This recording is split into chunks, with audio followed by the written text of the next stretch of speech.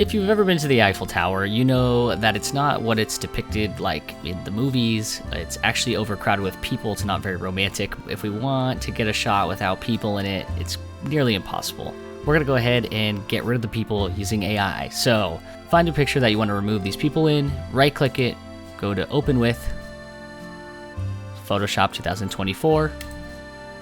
Okay, once we're in Photoshop, we're gonna have to mess around with this image. So I'm gonna go ahead and use the magnifying tool and zoom in a little bit. That's the wrong way. Hold down your left mouse click and drag to the right.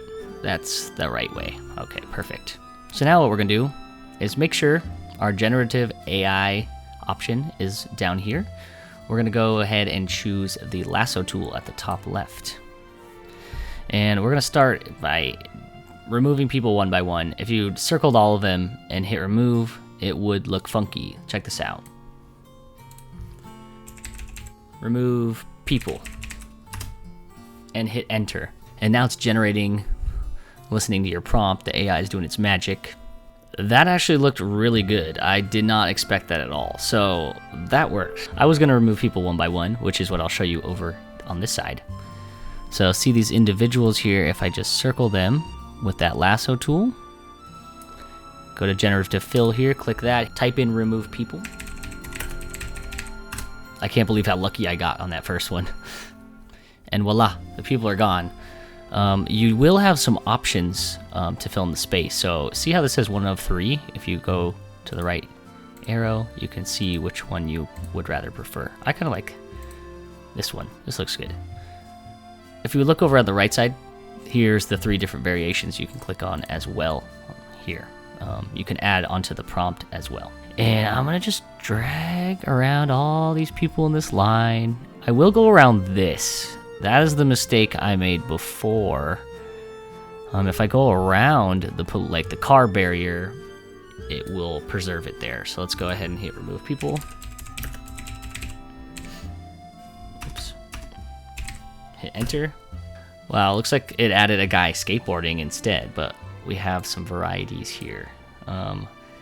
That looks decent. It just looks like a car's back there. Since this is so far away, you won't even really be able to tell. Yeah, that looks fine.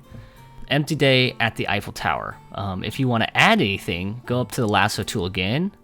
Let's circle right here and type in croissant, pastry, and hit enter. It's a gift, but let's see the options. Nice. Solid croissants. That's a good one. Nobody's going to be able to tell that's fake. And let's say we've kind of don't want to be at the Eiffel Tower anymore. We can go ahead and use that lasso tool to trace our person. I would recommend zooming in with the magnifier, but we're going to just do this a very rough way. So now that she's completely traced, we're gonna go ahead and hit this little option right here. It looks like a box. It's the invert selection tool. We're gonna click that. So now it's selected everything outside of this cutout that you made. And let's just go to generative fill and type in front of Notre Dame.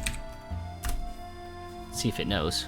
And voila, AI did its best job possible. These are pretty bad, but you can actually make these look really good if you take your time, cut out the person properly.